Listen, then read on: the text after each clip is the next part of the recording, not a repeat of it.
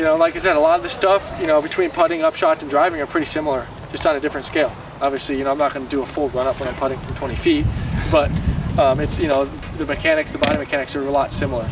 So, you know, as far as driving, I'll kind of just go briefly over the same thing I went over with up shots, except it's, you know, it's a full run up, because when you're driving, you're throwing a lot farther. Sorry about that.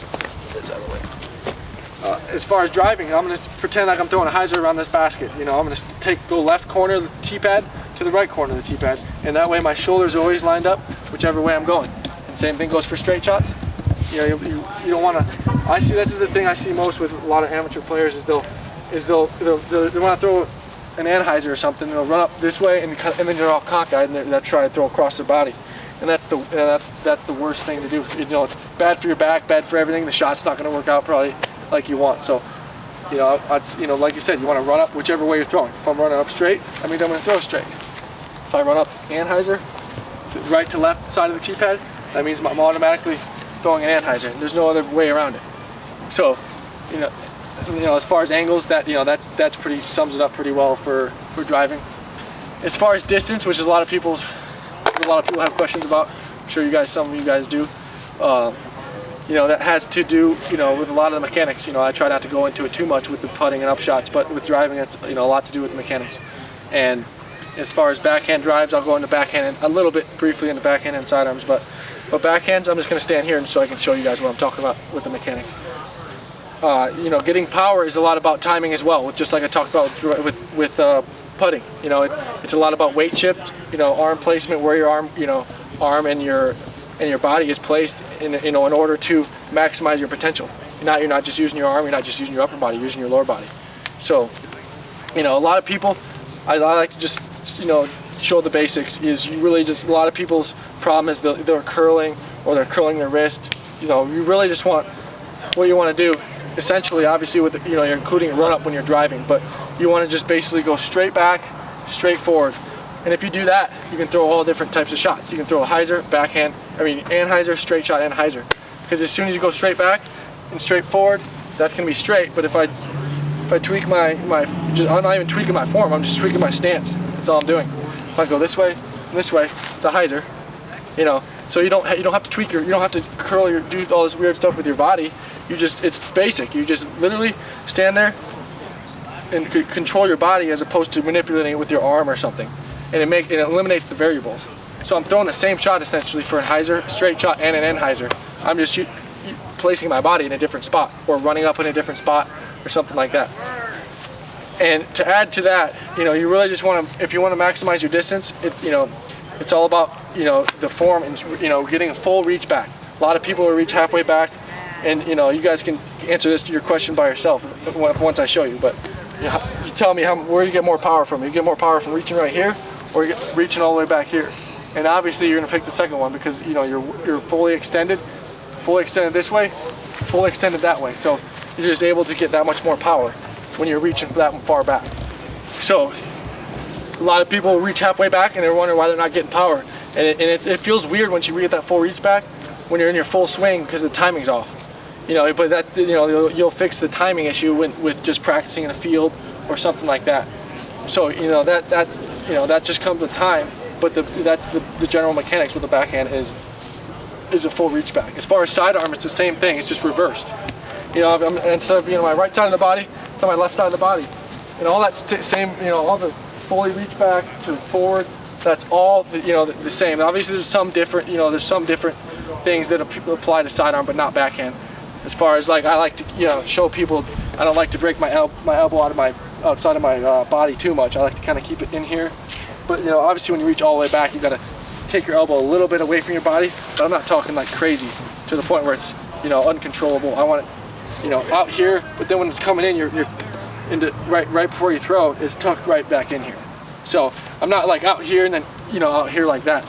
I'm out. You know, I might be separated from my body, because you have to be when you're fully extended, like I'm talking about for backhand. Same thing for sidearm. You want to be fully extended and then fully extended this way. But when in the middle of that, my elbow is coming in like this to control it, so it's not flailing, you know, one way or another. And the same thing is for the wrist control with the sidearm. Whether you're throwing an up shot, you know, drive, you have to lock. If you want to control the angles with your wrist, you just basically, if you want to throw an anhyzer, you turn your wrist like this, keep your disc like that the whole time, and snap your wrist on that angle. You can aim for a straight shot and hyzer. So, like I said, you know, a lot of this stuff appeals, you know, like you said, to a tomahawk. It doesn't really matter what it is. It's just certain mechanics that, you know, that in, you know, body movements that'll make you more consistent and, you know, controllable and power in the long run. So, you know, those are a few of the things that, you know, I've came up with for you guys. You know, you can, if you guys have any questions on certain topics, you know, that'd be great to hear them. What do you guys hear? Let's see. You got anything? How do you practice your drives? How do I practice my drives? So, you know, I'll go to a field, and like I said, I'll have a marker like this, and I'll throw, just like I said, I showed you guys, I'll throw hyzers to a spot until I feel like I can control it really well, and then hyzers, and then from all different distances. You know, I don't necessarily have to throw into a basket or something. I can throw into a soccer goal or something in a field, but you know, I'll just go there, you know, practice all different distances. I'm not just going to practice full rips, you know, I'm also going to practice from here to that tree, 100 feet, 150 feet, you know, all the way to, you know, my max distance. Because you want to make sure all your distances are, you know, fine-tuned by the time, you know, you go to play around or whenever you want to, you know, compete. So, you know, you just got to make sure you're not focused on one part of your game. Did that answer your question? Yeah. Okay, good. What about you? Good. You're good? No questions? Not yet. Not yet? All right. Do you switch your grip when you throw rollers? No grip change. Everything's the same. Like I said, I was telling you with the angles. You know, if I'm throwing a roller, I see what angle I want to roll it on. Say I want to throw like a cut roller, and I want to throw it like on a slight angle like this. I play it like this and hold it like that the whole time. You know, if I'm reach back on this angle, and that's going to feel funny because some of you guys might reach back straight to throw an anhyzer or a hyzer and switch it, manipulate it back here, which sometimes you'll try to throw a hyzer and you'll throw an anhyzer and you're like, wow, why did I do that? And that's just simply because you're so used to going like this, and in your mind you're like, oh, I gotta throw an anhyzer, and then the last second you do go like that. And also, you know, maybe break away from your body. You want to always make sure you're close to your body to throw that. But as far as to answer your question, a roller, you know, I'm gonna hold it like this on this angle and throw it and hold it on this angle the whole time until release. And then release on this, and if you hold on this angle, I mean, it sounds simple, but I mean, if you hold on this angle the whole time, it's got no other choice but to roll. You know, some people come out and it'll roll, you know, it'll roll out, cut left. That's because you didn't hold the angle. You held it and you threw it like an air shot. And then by the time you got here, look, it's gonna go and roll out. You know, it's not gonna be a full roller. If you want it to roll and then kind of roll right, you really gotta have confidence in that angle. All right, buddy, what was your question on that? Can you be accurate doing a spin throw? A what throw? Spin throw. 360 throw? Yeah, you can be, and it's more of a distance throw. So if there's an open field and you're going for distance, and the reason the 360 isn't as accurate is because you're twirling your whole. I don't even know how to do it because I don't do it, but because I'm not a distance thrower. A lot of people are distance throwers. So when you're rotating like this, your arm is in all kinds of different positions. So if you're rotating like this, and your arm's coming all the way from right close to your body, all the way out, and then you finally throw. That just allows for this is your margin for error is anywhere in this spot, as opposed to if you're reaching straight back and doing a straight forward run up, right here to right here, there's nowhere else for the disc to go if I follow my mechanics correctly. But when you're doing a 360, you're doing a full reach back, and you're twisting your body around, so it's not as controllable. What's the longest distance you feel like you're accurate at? I'd say probably like 500 feet. I could be, pretty pinpoint. Pretty similar. Like I said, 400 to 500 feet is, I'd say 500, maybe 550. That's a little pushing it. That's where it starts getting a little sketchy. You're not gonna be able to place it within, 5 feet of your. Maybe you might be 10 or 15, 20 feet. As opposed to, within under 300 feet. You can be pretty. Most of the time you're within 20, 30 feet. When you go over that, it's longer, 40, 50 feet, and you're over 550 or something.